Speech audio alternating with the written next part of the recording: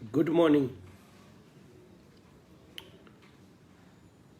अभी सीबीएसई ने, फिर हरियाणा बोर्ड ने, फिर राजस्थान बोर्ड ने, फिर यूपी बोर्ड ने 12वीं क्लास के पेपर कैंसिल कर दिए। 2-3 दिन से लगातार देश के अंदर सबसे जो है चर्चित मुद्दा बना हुआ है, सबसे हॉट मुद्दा बना हुआ है। इसके ऊपर जो है लगातार टीवी पर जो है डिबेट चल रही है। लगातार जो है कई चैनलों पर जो है मुझे भी बुलाया गया, बातचीत की गई कि भाई आप इस फैसले को कैसे देखते हो। टीवी के ऊपर जो है जैसे एक लिमिट होती है टाइम की, और वहां पर आप सभी लोग जानते हो कि कितनी देर बोलने को मिलता है। तो मुझे लगा कि मैं उन सभी बातों को और अपनी उस सभी एक्सप्रेशंस को यहाँ पर शेयर करूं आप लोगों के साथ। और अच्छी खासी संख्या में यहाँ पर जो है फेसबुक पे आप लोग जुड़े हुए हो। आप सभी लोगों के इस प्यार का बहुत बहुत धन्यवाद। आज हम जो पढ़ा रहे हैं बच्चों को, जो हम सिखा रहे हैं, जो आज ये टाइम चल रहा है, इस दौर में बहुत ज़रूरत हो गई है कि बच्चों के लिए बोला जाए, युवाओं के लिए बोला जाए। और जो ये एक्सपीरियंस है इसके ऊपर जो है लगातार बोला भी जाता है, लगातार इस पर डिस्कशन चलता भी है। तो मैं आप लोगों को जो है इस तरीके से जो है जो बात करना चाह रहा हूं उसके ऊपर। नंबर 1, जिस टाइम पर कोरोना महामारी बहुत ज़्यादा जो है हाल में फैली हुई है, जिस टाइम पर कोरोना के कारण बहुत लोगों ने अपनी जान से हाथ गंवा दिए हैं, जिस टाइम पर कोरोना के कारण फैमिलीज डिस्टर्ब हो गई हैं, उस टाइम पर इलेक्शन हो सकते हैं, उस टाइम पर रैली हो सकती है, उस टाइम पर सेंट्रल विस्टा बन सकता है। कोरोना महामारी के दौर में जिस टाइम पर जो है लोगों से सहयोग मांगा जा रहा है, उस टाइम पर जो है अपने लिए जहाज खरीदा जा सकता है। मैं बात अपने माननीय प्रधानमंत्री जी की कर रहा हूं कि प्रायोरिटी पार्ट क्या है, उस सारे मामले के ऊपर प्रायोरिटी क्या एजुकेशन है। अब बहुत ज्यादा हद तक कंट्रोल है। जहां पर 1000 मामले हर रोज आ रहे थे, तो वहां पर 10-20 मामले हर रोज आ रहे हैं। बहुत सारे लोगों ने इसके अंदर बहुत ज्यादा एक्टिव पार्टिसिपेट किया। डॉक्टर्स ने फ्रंट लाइन पर जाकर के, पुलिस वालों ने इसके ऊपर काम किया, बहुत लोगों ने काम किया। बहुत जो सामाजिक संस्थाएं थी उसमें हम लोग भी थे, बहुत काम किया। और धीरे धीरे चीजें कंट्रोल की तरफ है। अब इस टाइम पर जब ये सब कंट्रोल हो रहा है, उस टाइम पर डिसाइड क्या कर रहे हैं कि पेपर नहीं होंगे। एक क्लास में पेपर देने के लिए जो है 24 बच्चों को एक रूम में बिठाया जाता है। वो ऑलरेडी सोशल डिस्टेंसिंग होती है, लेकिन फिर भी लगता है कि बच्चों की लाइफ के साथ समझौता नहीं करना। तो आप एक रूम में 24 की जगह 12 बिठा लीजिए, 6 बिठा लीजिए, 8 बिठा लीजिए, जैसा अच्छा कंफर्टेबल फील हो। लेकिन इस टाइम पर पेपर करवाया जाना चाहिए था 12वीं क्लास का, क्योंकि 12वीं क्लास के पेपरों के मार्क्स के आधार पर बच्चे जेबीटी करेंगे या बीएड करेंगे, या तो बच्चे जो है कॉलेज की तरफ रुख करेंगे, या प्रोफेशनल कोर्स करेंगे, या तो वे सरकारी नौकरी की तैयारी की तरफ चलेंगे, या जो है कुछ अलग अलग कोर्सेज की तरफ जो है रास्ता जो है निकलता है बच्चों का। और यहां से करियर डिसाइड होता है। देखिए, हम लोग क्लास में अक्सर बात करते हैं, बच्चों से अक्सर बात करते हैं, अक्सर लोगों के साथ डिस्कशन करते हैं। नंबर 1 कि जो आपकी लाइफ है ना, ये 2 चीजों पर डिपेंड करेगी। नंबर 1, आपने करियर कैसा चूज किया। नंबर 2, आप चूज करेंगे कि जो है आपने करियर कैसा चूज किया, उसके साथ आपका जीवन साथी कैसा है। 2 बातें हम लोगों को देखनी है, 2 बातें। एक तो आपने करियर कैसा चूज किया, आप नौकरी में कहां जाएंगे या कैसा व्यापार करेंगे। उसके बाद आपको जो है किस तरीके से जो है ये लाइफ के ऊपर डिपेंड करने वाला है। दूसरी चीज जो है आपको जो करना है वो आपका जीवन साथी। तो जीवन साथी भी बहुत सोच समझ करके जो है खुले विचारों का सही आदमी होना चाहिए, सही लड़की होनी चाहिए। ऐसा करने से आपकी लाइफ लॉन्ग जो है फिर अच्छे जो है मामला रहता है, आपकी लाइफ बढ़िया बीतती है। और दूसरे नंबर पर आपका करियर कैसा। तो जो ये करियर का जो पॉइंट है 12वीं क्लास, सबसे ज्यादा इंपॉर्टेंट पार्ट यही है। और कौन किस तरफ जाएगा ये मार्क्स के ऊपर, पढ़ाई के ऊपर, बाकी चीजों के ऊपर है। चलिए, हम स्कूल नहीं चला पाए, उस तरीके से पढ़ाई नहीं हुई, तो ऑनलाइन में कुछ तो हुआ। अब बच्चों को थोड़ा सा आसान करके या जैसे भी करके पेपर लिया जाना चाहिए था, मेरी राय ये है। इसके बाद अब जो है सारी चीजें शहरों में जो है खुल गई है, सब कुछ खुल गया है। कुछ सोशल डिस्टेंसिंग के साथ, कुछ वैसे, कभी ऑड इवन करते, कभी और कुछ करते। धीरे धीरे कंट्रोल कोरोना हुआ है, तो धीरे धीरे चीजें खुलनी भी शुरू हुई है। और चीजें जब खुल रही हैं, तो खुलने के बाद अब मुझे लगता है कि पढ़ाई का भी टाइम आ गया है, इसको भी खुलना चाहिए। जो बच्चे पढ़ना चाहें वे पढ़ ले। इसके ऊपर कुछ लोग क्या बोलते हैं कि भाई जो लोग नहीं पढ़ाना चाहते, जो लोग नहीं पढ़ाना चाहते अपने बच्चों को घर बिठाए। एक जो है बहुत अच्छा शेयर था, अब जो है उसको मैं अभी तो नहीं कह पाऊंगा। एक शेयर भेजा था सर मैंने सुनील सर, वो टीचर्स ग्रुप में थोड़ी देर पहले, कि प्रेम का अक्षर जो है राधा से पूछो ना, रुक्मणी तो बढ़िया ही बताएगी। विष का अर्थ शिवजी से पूछो ना, राधा तो अच्छा ही बताएगी। भेजा था ना मैंने, हाँ एक बार देना। एक बहुत बढ़िया शेयर था, जो है बहुत बढ़िया बात है, डिस्कशन है, एक बार आप इसको देखिए। कि वनवास में विरह का दर्द उर्मिला से पूछो। उर्मिला लक्ष्मण जी की वाइफ थी उर्मिला। राम और सीता तो जोड़ी की जोड़ी जो है वनवास में गई हुई थी, बात उर्मिला की हो रही है जो लक्ष्मण की पत्नी थी। कि वनवास का विरह तो उर्मिला से पूछो, सीता से पूछोगे तो धर्म ही बताएगी। मोहब्बत का अर्थ राधा से पूछो, रुक्मणी से पूछोगे तो अधिकार ही बताएगी। सेवा का मतलब श्रवण कुमार से पूछो, हनुमान से पूछोगे तो आनंद ही बताएंगे। जहर का स्वाद शिव से पूछो, मीरा से पूछोगे तो अमृत ही बताएंगी। एक पंक्ति आप सबको मेरी तरफ से, ये मेरी तरफ से नहीं उनकी तरफ से है। लॉकडाउन का अर्थ गरीबों से पूछो, अमीर तो मजा ही बताएंगे, छुट्टियां ही बताएंगे। देखिए बरसात होती है तो बरसात होने के टाइम पर दो बातें होती हैं। कुछ लोग बोलते हैं अपनी वाइफ को कि पकौड़े बना लाना, बढ़िया मौसम हो गया। और दूसरी तरफ जब बरसात होती है तो किसानों का दर्द पूछो उनसे, जिनकी फसल खेत में तैयार पड़ी होती है और उसका गलने का खतरा होता है। तो भाई दो अलग अलग क्लासेस हैं, दो अलग अलग बातचीत हैं। कुछ लोग वे हैं जो बंद करके खुश है और कुछ लोग वे हैं जो पढ़ के खुश है।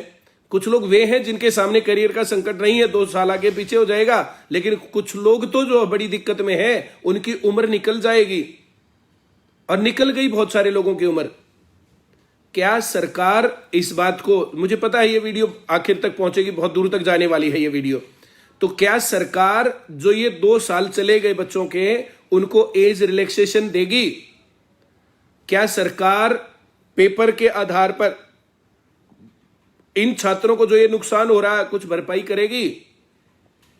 जो ये स्कूल वाले हैं, कॉलेज वाले हैं, जो टीचर हैं, ये बेचारे जो है किस प्रकार से जो है अपना सारा मोड चेंज किया।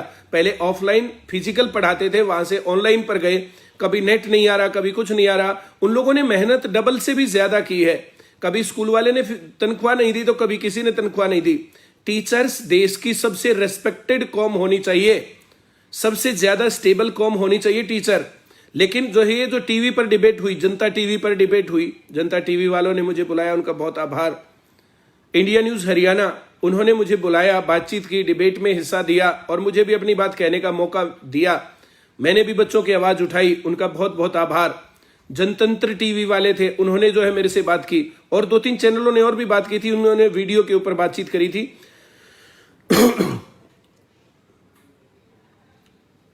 तो मेरा कहना इस पर यह है कि जो ये बच्चों की बात, जो बच्चों की आवाज है, ये हर जगह तक पहुंचे। इस बात के लिए आप जो क्या वो करेंगे और बच्चों की सुनने वाला कौन है और बच्चों की आवाज कौन उठाए? अगर हम नहीं उठाएंगे तो जो लोग नहीं पढ़ना चाहते वो ना पढ़े, लेकिन जो पढ़ना चाहते हैं उनको तो पढ़ने दो।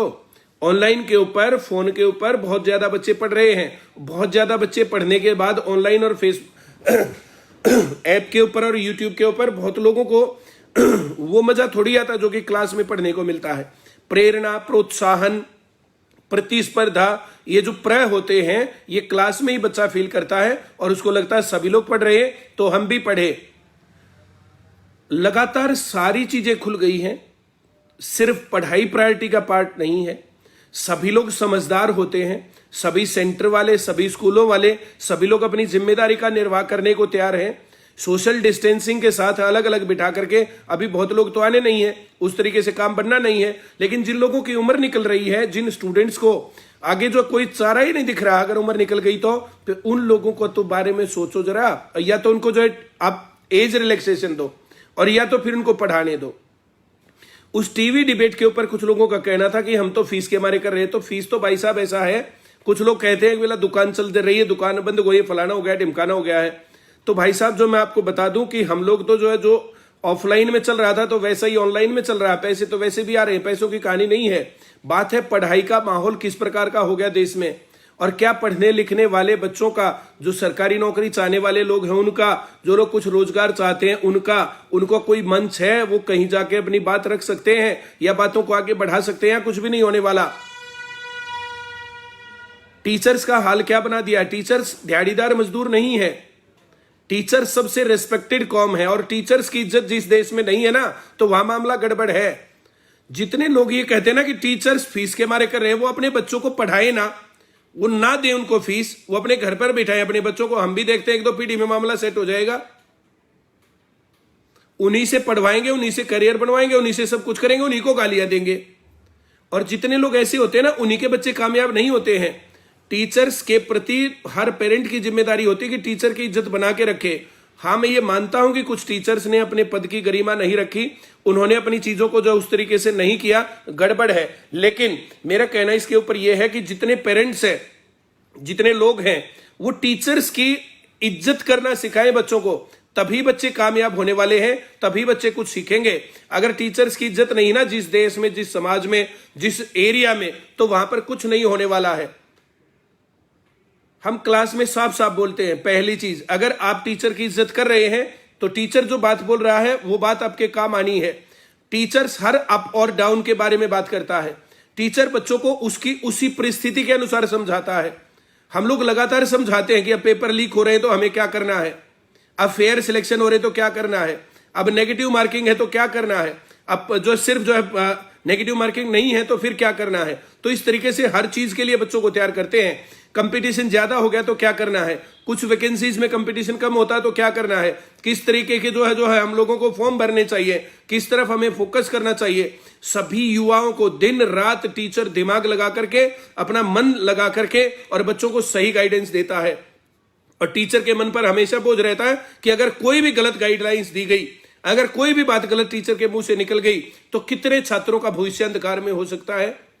मैं हर बात को बहुत जिम्मेदारी के साथ बात करता हूं। अभी 750 लोग लाइव देख रहे हैं, 750 लोग जो है लाइव देख रहे हैं, ये थोड़ी सी देर में लाखों की संख्या में पहुंचने वाला मुझे पता है। तो इतने युवाओं को बहुत सही डायरेक्शन देना, ये मेरी जिम्मेदारी का पार्ट है। और अगर मैं कोई भी बात गलत कर गया तो बच्चे तो गए काम से।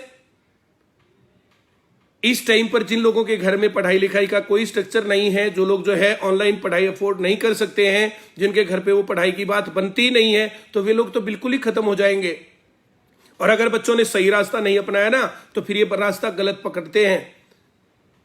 अभी देखो गलत रास्ता पकड़ने का एग्जाम्पल, एक तौलिया से तिरंगे तक पहुंचा था लड़का सुशील कुमार, और तिरंगे से वापस तौलिया पर।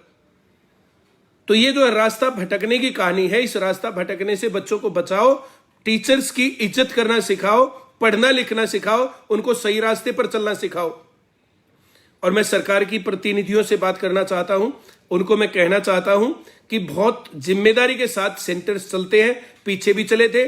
सेंटर्स के अंदर कोई भी इस प्रकार की बात नहीं आई थी कि कहीं पर सेंटर में बहुत ज्यादा कोरोना पॉजिटिव हो गए थे।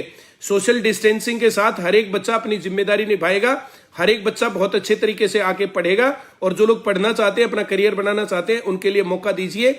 और पिछले 2 साल से हरियाणा में तो वैकेंसी नहीं आई है, वैकेंसी नहीं कोई आई है, कोई पेपर नहीं हुआ है, तो बच्चे नौकरी कैसे लगेंगे? बेरोजगारी में नंबर 1 तो जाएगा ही। फिर कोई काम धंधों का रास्ता नहीं है, कोई कुछ कर नहीं सकता, जो चले हुए वे ही बंद हो रहे हैं, तो बेरोजगारी तो बढ़ेगी।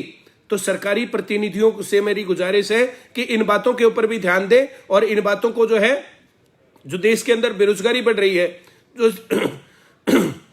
देश के अंदर अनरेस्ट बढ़ रहा है, इसके ऊपर भी सोचे।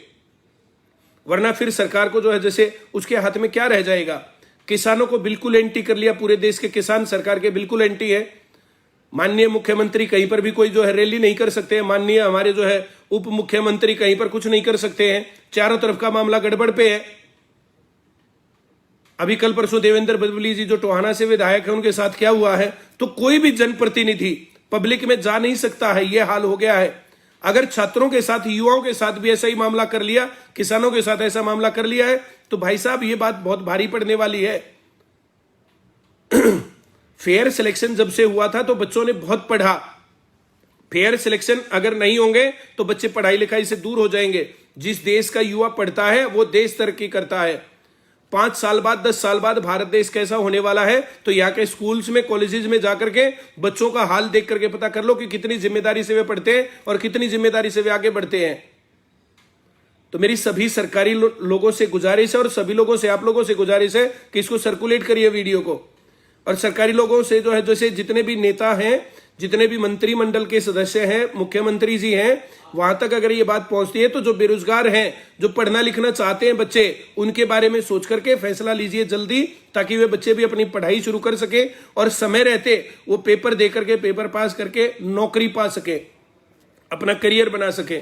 चलिए, आप सभी लोग बहुत संख्या में मेरे साथ जुड़े, बहुत बहुत धन्यवाद। मैं लगातार जो है वीडियोस बनाता रहूंगा जब तक ये जो खुलता नहीं है, तो हर रोज मैं कोशिश करूंगा आप लोगों के साथ कुछ कुछ बातें शेयर करूं। और जो भी आपके मन में बातचीत है तो वो आप इसके जो है कमेंट्स में डाल सकते हैं। कमेंट्स में डालेंगे तो मैं कमेंट्स को देखूंगा, उसका रिप्लाई भी करूंगा। चलिए, बहुत बहुत आभार, थैंक यू वेरी मच।